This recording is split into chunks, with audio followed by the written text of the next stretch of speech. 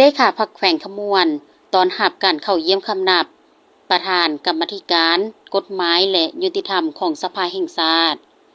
วันที่27กรกฎาคม2026ท่านไสสนาโคตรภูธรกรรมการศูนย์กลางภาคเลขาพรรคแขวงประธานสภาประชาชนแขวงขมวนได้ให้การต้อนรับท่านนางธุมมาลีวงศ์พจันทร์กรรมการศูนย์กลางภาคประธานกรรมาธิการกฎหมายและยุติธรรมกรรมการคณะประจำสภาแห่งชาติพร้อมคณะที่เคลื่อนไหวเยี่ยมยามและเฮ็ดเวียกอยู่แขวงขมวนโดยมีท่านปริญญาเอกแก้วอุดรบุตรสิงห์คอนรองประธานสภาประชาชนแขวงพร้อมด้วยภาคส่วนเกี่ยวข้องเข้าร่วมในโอกาสเข้าพบปะท่านไสสนาโคตรภูธรได้กล่าวต้อนรับด้วยความอบอุ่นและได้รายงานสภาพการจะต้องปฏิบัติเวียกงานให้คณะได้รับรู้เป็นต้นการพัฒนาเศรษฐกิจสังคมการแก้ไขสภาพผลกระทบจากภัยพิบัติน้ำท่วมและการแก้ไขความทุกข์ยากของประชาชนในระยะผ่านมาตลอดฮอดการพัฒนาปรับปรุงพื้นฐานโครงสร้างด้านเส้นทางคมนาคมและการเคลื่อนไหว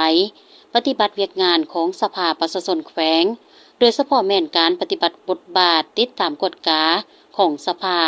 ต่อองค์การปกครองตลอดฮอดบางปัญหาข้อสะดวกและความยุ่งยากต่างๆในโอกาสดังกล่าว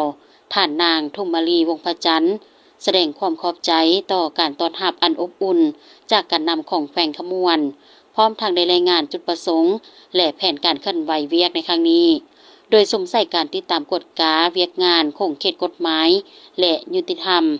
ตามมติกองประชุมของสภาแห่งชาติทั้งเป็นการเก็บกำข้อมูลการปฏิบัติเวียกงานดังกล่าวอยู่ขั้นท้องถิ่นเป็นต้นปัญหาที่ติดพันกับการสร้างปรับปรุงกฎหมายและนิติกรรมตลอดถึงการแก้ไขคำร้องคำเสนอและความยุติธรรมในสังคม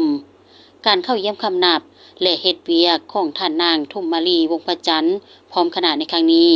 นับเป็นโอกาสอันดีในการปรึกษาหารือประสานงานและซอกหาแนวทางแก้ไขปัญหาร่วมกับท้องถิ่นเพื่อรับประกันให้เวียกงานการคุ้มครองรัฐคุ้มครองสังคม